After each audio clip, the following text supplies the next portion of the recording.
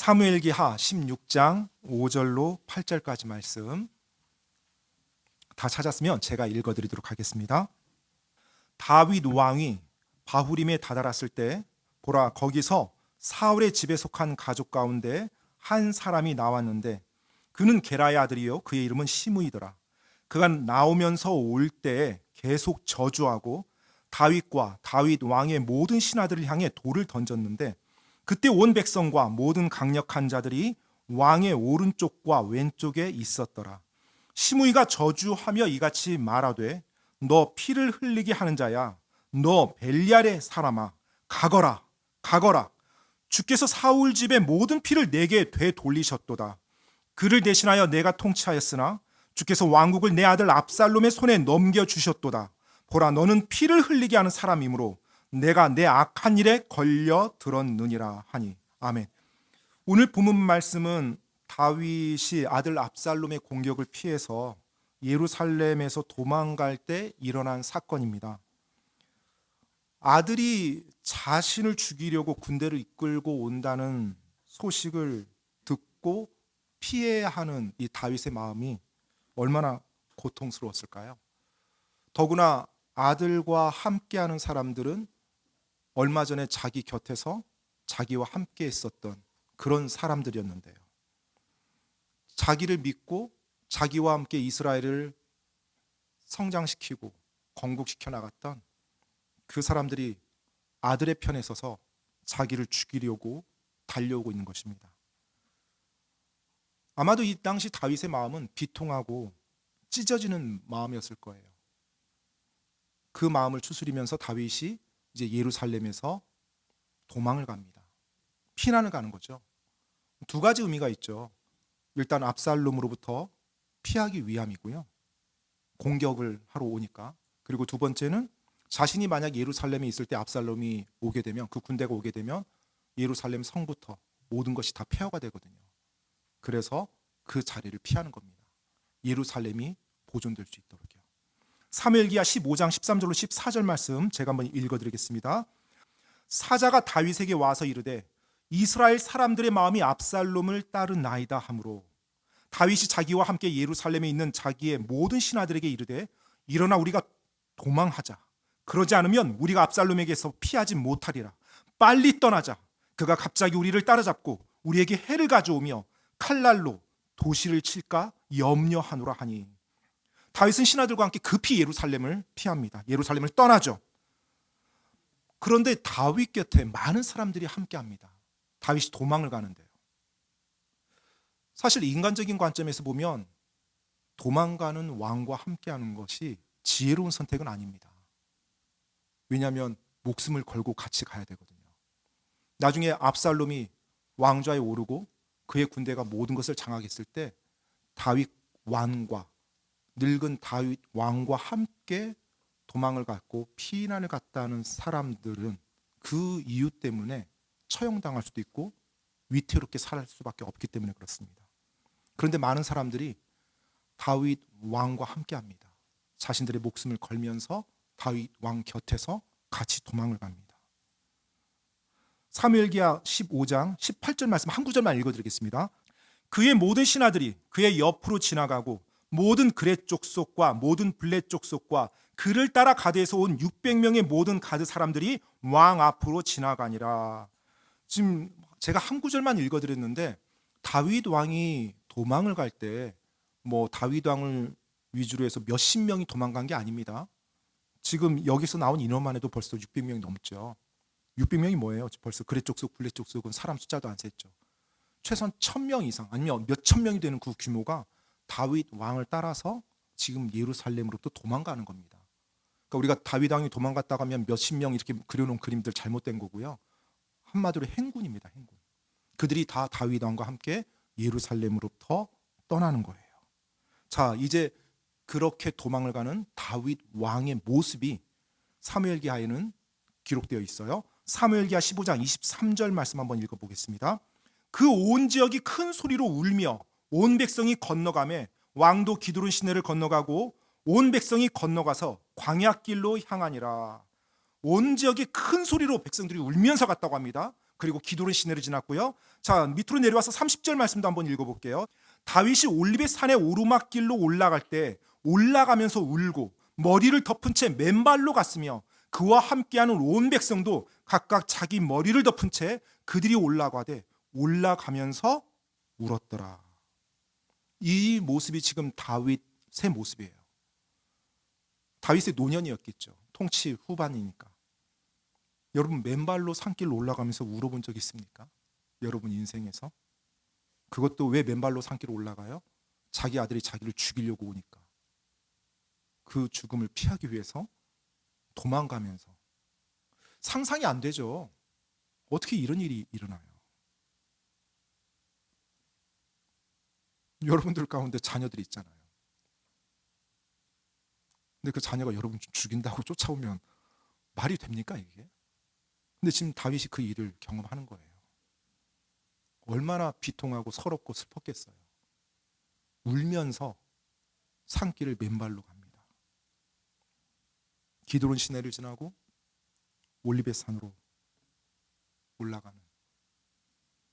오늘 우리가 읽었던 16장의 본문 내용이 이때 일어난 상황이에요.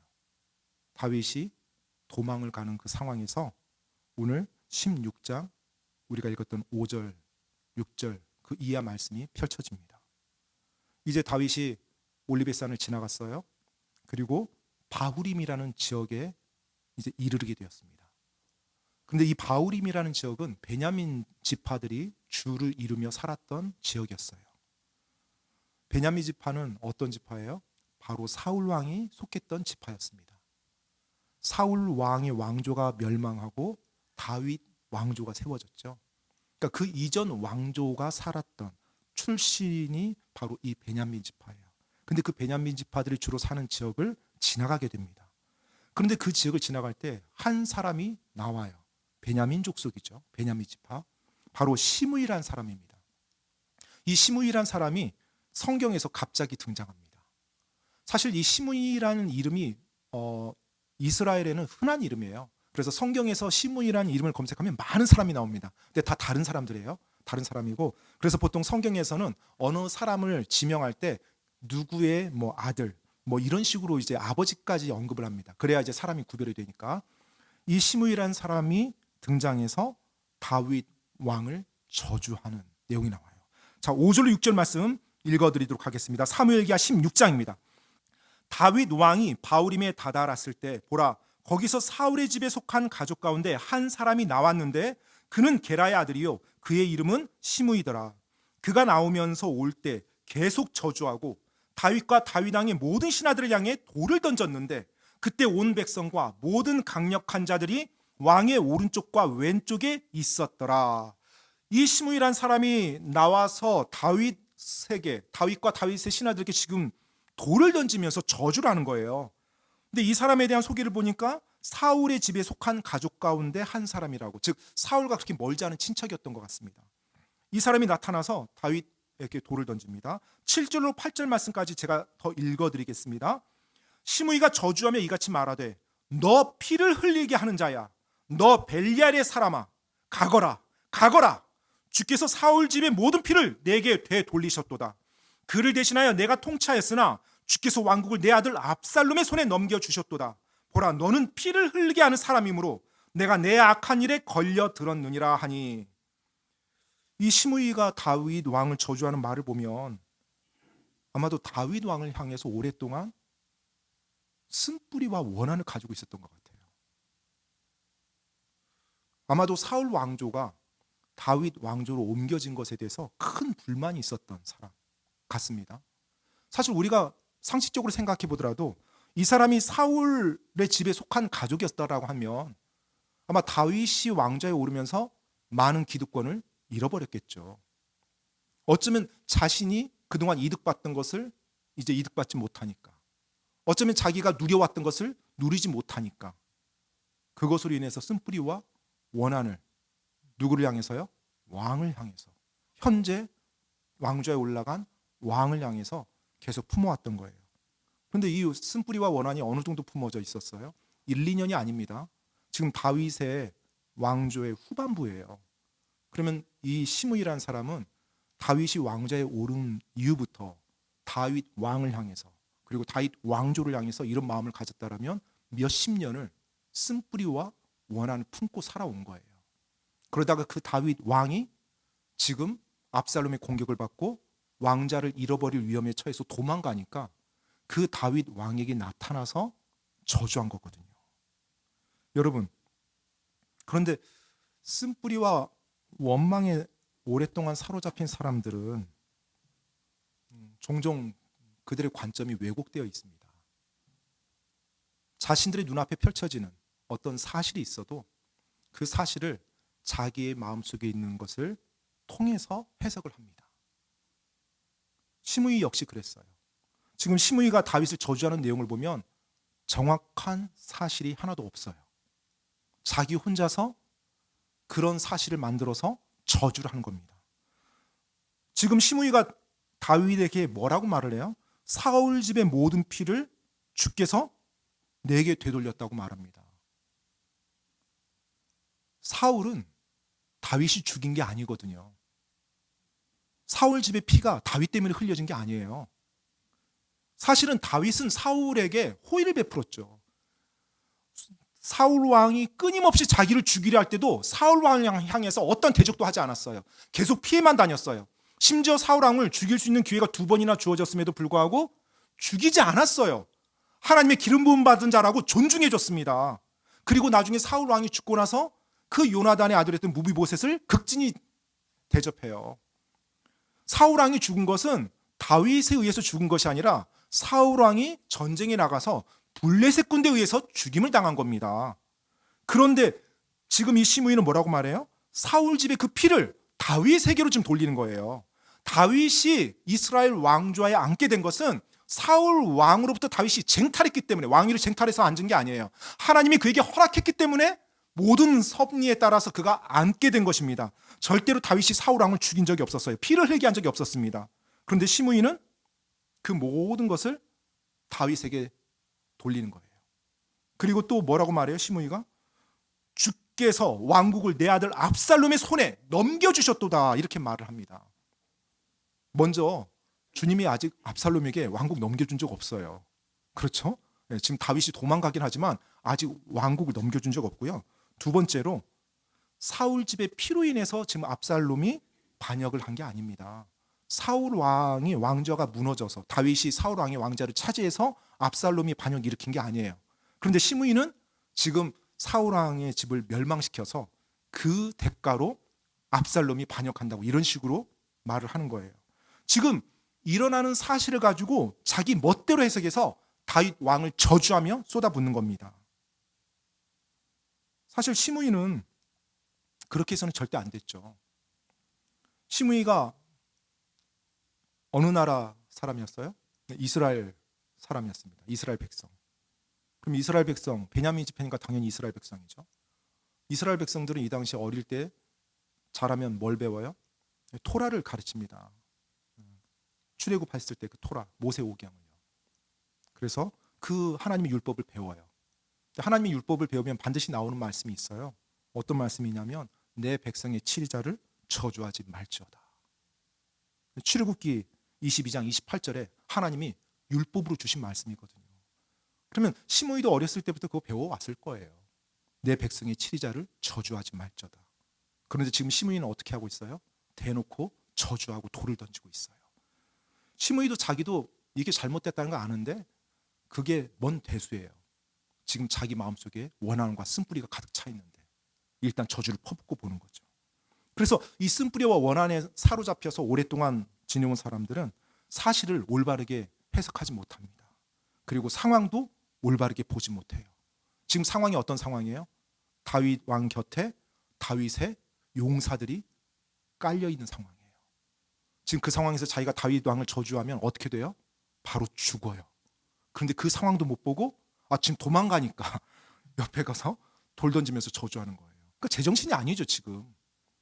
시므이가 이렇게 다윗 왕을 저주하고 돌 던진 그 모습을 보면 일정한 거리를 두고서 이렇게 다윗 왕을 저주했던 걸 볼 수가 있어요. 제가 13절 말씀 한번 읽어드리겠습니다. 사무엘기하 16장 13절. 다윗과 그의 사람들이 길을 갈 때 시므이는 그의 맞은편에서 산비탈을 따라갔으며 가면서 그를 저주하고 그를 향해 돌을 던지며 티끌을 날렸더라. 그러니까 시므이가 다윗 왕이 이렇게 도망가고 있으면 맞은편 산비탈에 선 거예요. 그리고 따라가면서 계속 돌 던지면서 저주한 겁니다. 자기가 지금 어떤 상황인지도 모르고 이렇게 어리석게 한 겁니다. 자, 아니나 다를까 다윗 왕의 곁에 있던 용사들이 이제 부글부글 끓죠. 자신들의 왕을 저주하는 그 사람을 보고요. 그래서 다윗 왕 곁에 있던 아비새가, 다윗 왕의 용사죠. 아비새가 다윗 왕에게 말을 합니다. 사무엘기하 16장 9절로 10절 말씀입니다. 16장 9절로 10절. 이에 수르야의 아들 아비새가 왕께 이르되 이 죽은 개가 어찌하여 내 주 왕을 저주하리까. 굉장히 말이 거칠죠. 죽은 개라고 합니다.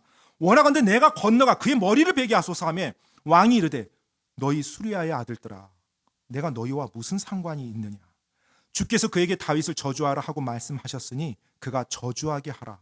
그런즉 내가 어찌하여 그리하였느냐 하고 누가 말하겠느냐 하고.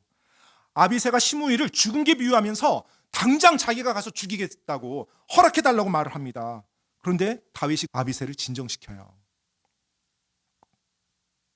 그러면서 주님께서 그에게 다윗을 저주하라 하고 말씀하셨으니 그가 저주하게 하라 라고 말을 합니다. 지금 이게 정상적인 상황에서는 좀 이해가 안 되죠. 어떻게 이런 말을 듣고 가만히 있어요? 그렇죠? 여러분이 다윗 왕이라면 어떻게 하겠어요? 그래 가라 하면서 당장 배워라 막 이렇게 말할 것 같은데 다윗이 이렇게 말합니다. 지금 여러분 지금 다윗은 모든 걸 다 내려놓은 거예요. 하나님께 모든 걸 다 내려놨어요. 하나님께. 제가 일단 11절 12절 말씀도 있고 그 다음 내용 보겠습니다. 11절 12절 말씀. 또 다윗이 아비새와 자기의 모든 신하들에게 이르되 보라 내 뱃속에서 난 내 아들이 내 생명을 찾거든 이제 이 베냐민 족속은 얼마나 더 그리하겠느냐. 주께서 그에게 명하셨으니, 다시 한번 또 주님이 명했다고 말하죠. 그를 내버려 두고 그가 저주하게 하라. 혹시 주께서 내 고통을 보시고 이날 그의 저주로 인해 주께서 내게 선으로 갚아 주실 수도 있느니라 하니라. 지금 여러분 다윗이 처한 상황은 최악이었어요. 최악입니다. 그런데 너무나 다행히 그리고 감사하게도 다윗의 영적 상태는 하나님과 올바른 관계였어요. 어떻게 올바른 관계인지를 알 수 있을까요? 시편 3편 한번 보겠습니다. 시편 3편. 시편 3편에 보면 제목이 나와 있어요. 그 제목을 제가 한번 읽어드리겠습니다. 다윗이 자기 아들 압살롬을 피해 도망할 때 지은 시. 언제 지었어요? 아들 압살롬을 피해 도망할 때 지은 시예요. 그러면 지금 다윗이 자기 아들 압살롬을 피해서 도망할 때 어떤 상태라는 거예요? 여러분, 하나님이 그분의 말씀을 기록하도록 어느 한 사람을 들어 사용할 때 그가 어떤 상태여야 사용할까요? 영적으로 하나님과 올바른 상태여야죠. 하나님의 영에 사로잡혀 있어야죠. 그래야 하나님의 영감으로 그가 기록할 거 아니에요. 하나님의 말씀에 불순종하고 자기 육신대로 행동하는 사람을 하나님이 불러다 영감으로 기록하게 해요? 아니요. 하나님 앞에 철저하게 무릎 꿇고 나갈 때 하나님이 그를 감동시키고 하나님의 영감으로 하나님의 말씀을 기록해 하거든요. 지금 다윗이 압살롬으로부터 도망갈 때 어떤 상태였다는 거예요? 하나님 앞에 온전히 자기 자신을 내려놓고 하나님과 정말로 친밀하고 정상적인 올바른 관계였다는 걸 보여주고 있어요. 여러분, 우리의 인생에 엄청난 고통이 오고 감당하기 벅찰 정도로 어려움이 온다 할지라도 나의 영은 하나님과 올바른 관계에 있을 수 있다는 거 보여주고 있습니다. 내가 지금 너무 힘들고 말도 안 되는 일을 경험하니까 나는 하나님과 올바를 수 없어. 이건 전혀 그렇지 않아요. 지금 다윗과 같은 이런 상황에서 다윗은 하나님과 올바른 관계에 있었어요. 그래서 하나님의 영감을 받고 그 상황에서 도망가면서 하나님 앞에 그 영원한 하나님의 말씀을 기록합니다. 자, 이제 다윗이 기록한 걸 잠깐만 보겠습니다. 뭐 전체를 다 보진 않을 텐데 제가 몇 구절만 보겠습니다. 시편 3편 1절로 2절 말씀. 주여, 나를 괴롭게 하는 자들이 어찌 그리 많게 되었나이까. 나를 대적하여 일어나는 자들이 많으니이다. 많은 사람이 내 혼에 대하여 말하기를 그는 하나님께 도움을 얻지 못한다 하나이다. 셀라. 자, 지금 이 상황을 머릿속에 그리면서 이 말씀을 보니까 이해가 되시죠? 나를 괴롭히는 자들이 어찌 그리 많게 되었나이까. 정말 이 말이 나올 수밖에 없죠. 그러면서 2절 말씀이 뭐라고 말해요? 많은 사람이 내 혼에 대하여 말하기를 그는 하나님께 도움을 얻지 못한다 하나이다. 셀라. 사람들이 뭐라고 말해요? 다윗 왕은 더 이상 하나님 도움 받지 못해. 이제 한물 갔어. 이제 새로운 리더는 압살롬 왕이야. 다윗 왕은 하나님의 도움이 없어. 이러면서 다윗 왕을 죽이려고 하는 거예요. 다윗 왕이 지금 그것을 말하는 겁니다. 압살롬과 그에 따르는 자들, 그리고 도망가면서 나타난 시므이도 지금 그런 말을 한 거예요. 다윗 왕에게 하나님의 도움은 더 이상 당신에게 없다는 말이에요. 그런데 다윗은 알고 있었어요. 뭘 알고 있어요? 자기에게 여전히 하나님의 도움이 있다는 것을. 자기에게 여전히 하나님이 자기의 하나님이라는 거, 그리고 여전히 하나님께서 자기를 도우신다는 걸 다윗은 알고 있었어요. 어떻게 알 수 있을까요? 자기가 지금 하나님 앞에 올바르게 순종하고 있거든요. 자기가 온 마음 다해 하나님 지금 사랑하고 있거든요. 그 상황에서 이 고통스러운 일을 겪고 있는 거거든요. 하지만 내 마음속에는 하나님을 향해서 온전함이 여전히 있어요. 그래서 하나님이 나의 하나님이시고 하나님이 나의 도움이 되셔요. 그래서 3절 말씀해 보면 이렇게 다윗이 선포합니다. 3절 4절 읽어드리겠습니다. 시편 3편 3절 4절. 그러나 오 주여, 주께서는 나의 방패시오 나의 영광이시오 나의 머리를 드는 분이시니이다. 내가 내 목소리로 주께 부르짖음에 그분께서 자신의 거룩한 산에서 내 말을 들으셨도다. 셀라. 자, 지금 다윗이 뭐라고 말해요? 주께서는 나의 방패시오 나의 영광이 되신다고 선포하고 있어요. 여러분, 지금 이 상황에서 다윗이 오 주여, 나의 방패가 되어 주시옵소서, 나의 영광이 되어 주시옵소서라고 간구해요? 지금 간구하는 게 아닙니다. 선포하는 거예요. 뭘 선포해요? 주님이 나의 방패가 되시고 나의 영광이 되신다는 걸 선포해요. 다윗은 알고 있었거든요. 지금 이 상황에서 자기가 고통을 당하고 어렵고 위태한 상황이 있지만 하나님께서 나의 방패가 되어주시고 지금 나의 영광이 되시면서 내 곁에 있다는 걸 다윗은 알고 있었어요. 그래서 다윗은 하나님께서 자신의 말을 들으신다는 확신도 가지고 있었습니다. 바로 이것이 다윗의 영적 상태였어요. 자, 또 하나 여러분들께 지금 다윗이 어떤 상태인지를 말씀드리겠습니다. 다윗이 지금 어떤 상태인지를 보여주는 구절이 또 15장에 하나 나와 있어요. 도망가면서 그가 어떤 자세였는지 사무엘기하 15장으로 가서요 25절 26절 말씀 한번 보겠습니다. 왕이 사독에게 이르되 하나님의 궤를 도시로 도로 가지고 가라. 지금 이제 예루살렘에서 도망갈 때 상황입니다. 만일 내가 주의 눈앞에서 호의를 입으면 그분께서 다시 나를 데려오사 내게 그 궤와 자신의 거처를 보이시리라. 그러나 그분께서 이같이 이르시되 내가 너를 기뻐하지 아니한다 하시면 보라, 내가 여기 있으니 그분께서 좋게 여기시는 대로 내게 행하시기 원하노라 하고. 여러분, 지금 이 상황이 어떤 상황이냐면 다윗이 예루살렘에서 도망을 가잖아요. 급히 도망가는데 뭘 가지고 나온 거예요? 하나님의 언약궤를 제사장들이 이고 나오게 한 거예요. 하나님의 언약궤를. 하나님의 언약궤를 왜 가지고 나왔을까요? 이 당시 언약궤는 성막에 있었고 지성소에 있었습니다. 그리고 이스라엘 백성이 하나님께 희생물을 드리고 또 속죄일 같은 날 바로 하나님의 임재가 그곳에 있었거든요. 언약궤는 하나님의 임재가 있는 곳이에요.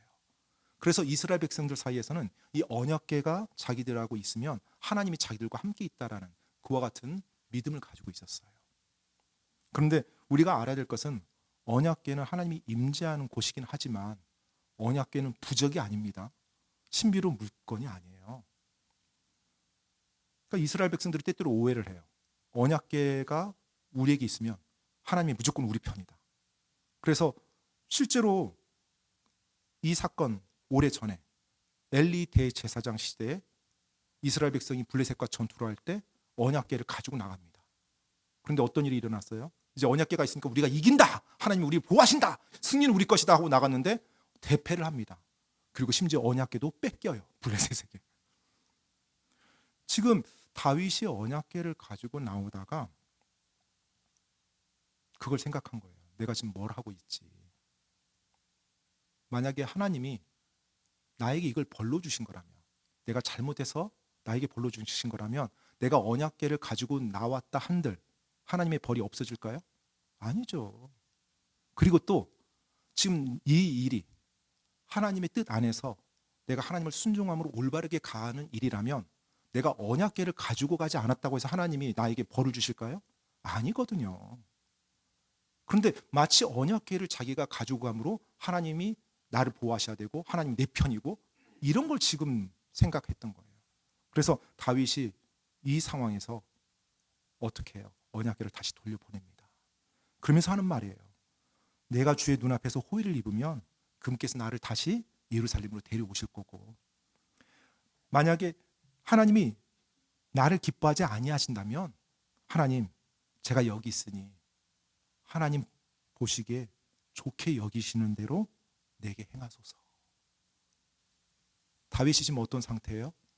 하나님께 완전히 모든 것을 다 내려놓은 상태예요. 하나님께 모든 것 다 내려놓으세요. 어느 정도까지? 저 죽이려면 죽이십시오. 하나님, 제가 잘못해서 죽어야 된다면 기꺼이 죽겠습니다. 그리고 하나님, 당신께서 역사하시는 대로 저는 무조건 따르겠습니다. 당신께서 모든 것 다 알아서 하십시오. 당신은 선하신 하나님이시요 나에게 선하신 하나님이십니다. 당신 보시기에 좋은 대로 모든 것 다 하세요. 소위 말해서 완전히 항복한 상태예요. 항복이란 표현이 좀 적절할 것 같아요. 자기 의지 없어요. 그리고 전능하신 하나님께 모든 걸 다 맡긴 거예요. 이제 자기 생각대로, 자기가 기대했던 대로 일이 되지 않더라도 상관없어요. 하나님, 모든 것 다 하나님께서 알아서 하십시오.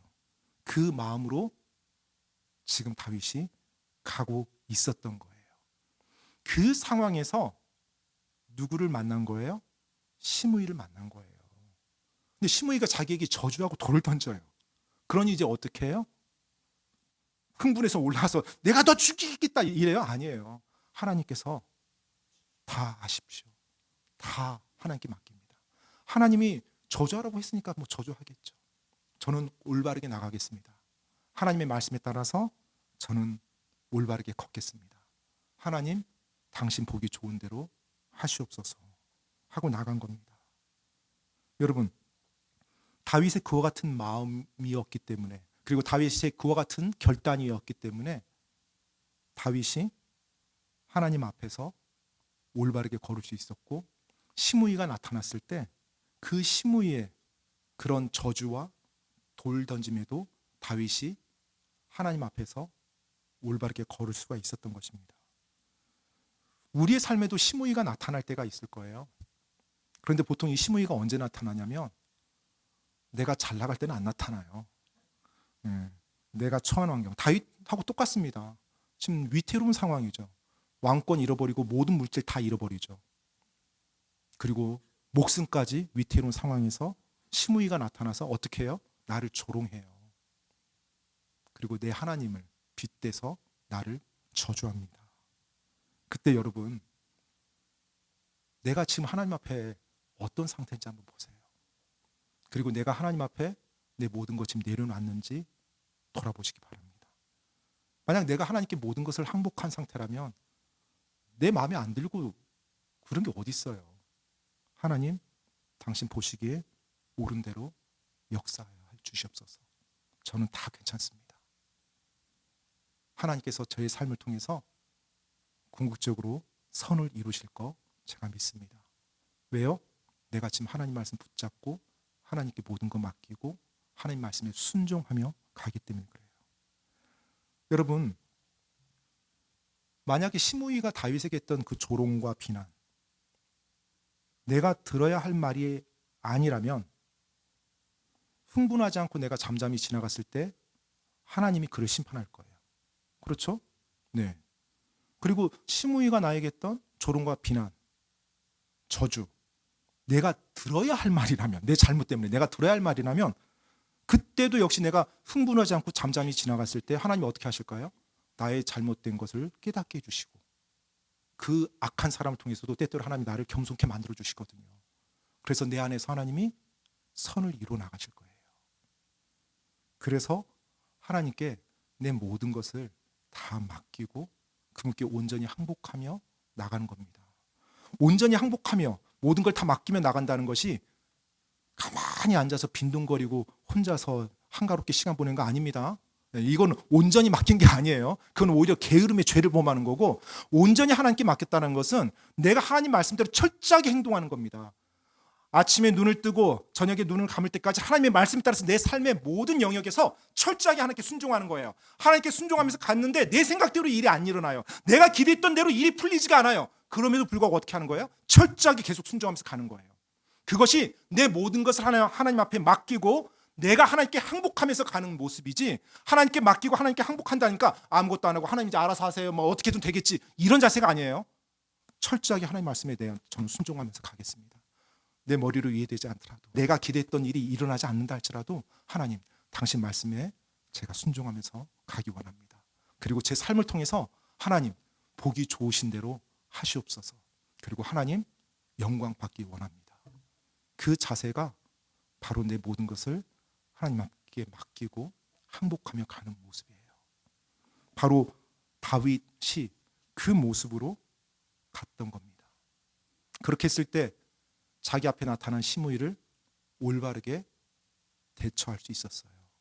자칫 잘못했으면 하나님의 말씀을 벗어나서 자기가 원수를 갚고 자기가 분노와 자기가 피를 흘리게 할 수 있었는데 그렇게 하지 않았어요.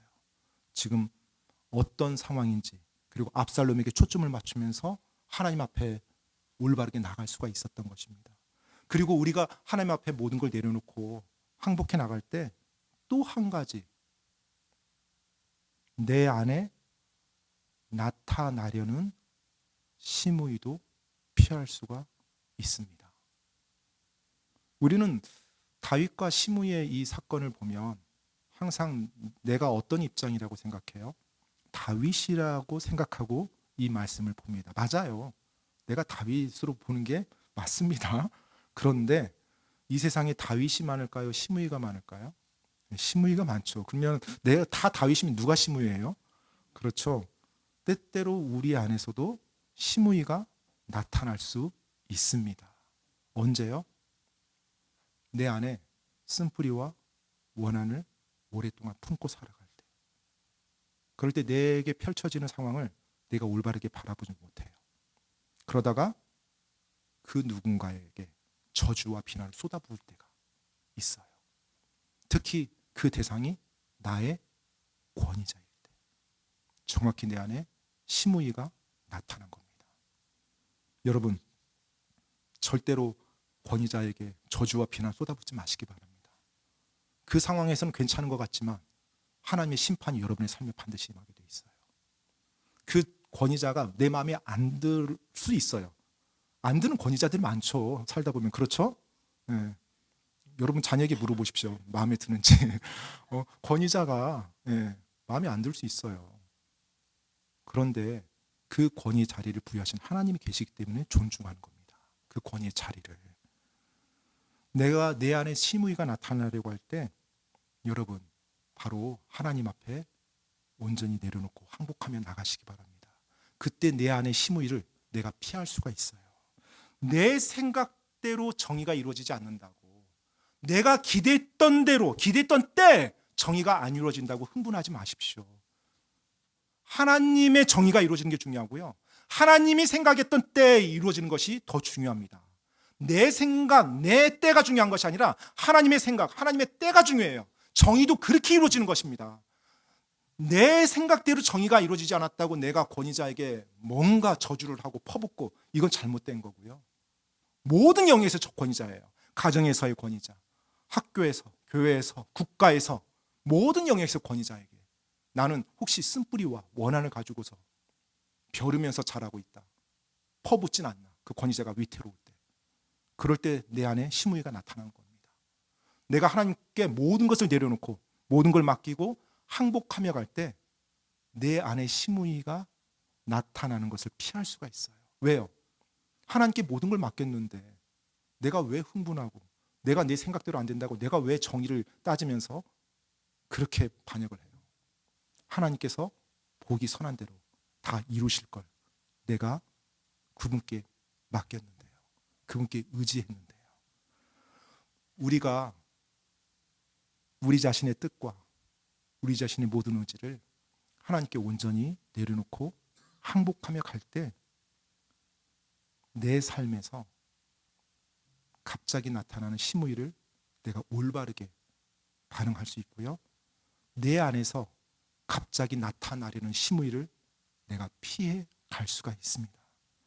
여러분은 어떠십니까? 저는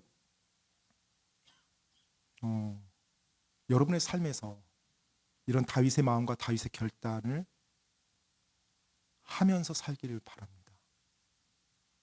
모든 걸 주께 맡기고 주님께 완전히 항복하며 여러분의 삶을 하나님께 온전히 드리며 가는 삶이요. 그게 안 되면요, 계속 어떻게 표현해야 될까요? 줄타기를 한다고 표현해야 될까요? 줄타기. 항상 간당간당하게 가는 거예요. 하나님께 온전히 맡기지도 않고, 그렇다고 하나님을 떠난 것도 아니고, 왔다 갔다 왔다 갔다 불안하죠. 그리고 이게 하나님을 믿는 것인가? 이게 하나님께서 내 삶에 역사하는 것인가? 내가 하나님께 온전히 맡기지 않았다면 하나님의 강한 손을 내가 경험하기가 쉽지가 않습니다. 모르죠. 죄에 대한 심판을 경험할 수 있을지, 하나님의 자녀라면. 여러분 안에 하나님, 내 생각대로, 내 기대대로 일들이 되지 않더라도, 내가 하나님 말씀에 순종했는데도 내 생각대로, 내 기대대로 상황들이 전개되지 않아도 저 계속 하나님 의지하며 갑니다.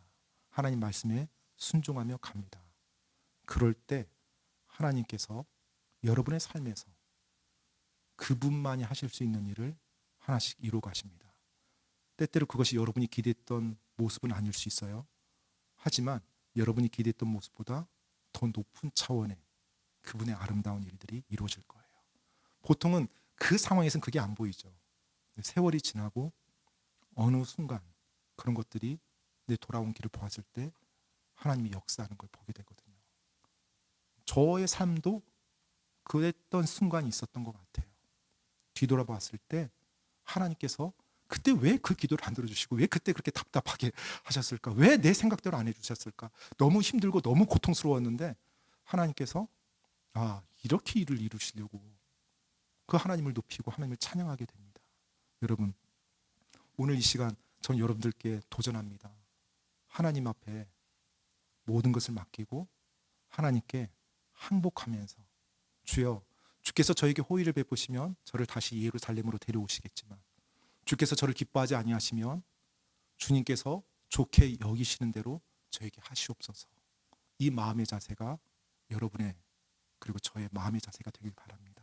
그렇게 나갈 때 하나님이 여러분과 저의 삶에서 그분의 영광을 받으실 거예요. 그리고 그 영광 받는 것, 그것이 여러분과 제가 이 땅을 살아가는 목적입니다. 오늘 이 시간 그 하나님 앞에 우리 자신 나가는 시간 되길 간절히 기도합니다. 이 시간 기도하고 마치겠습니다.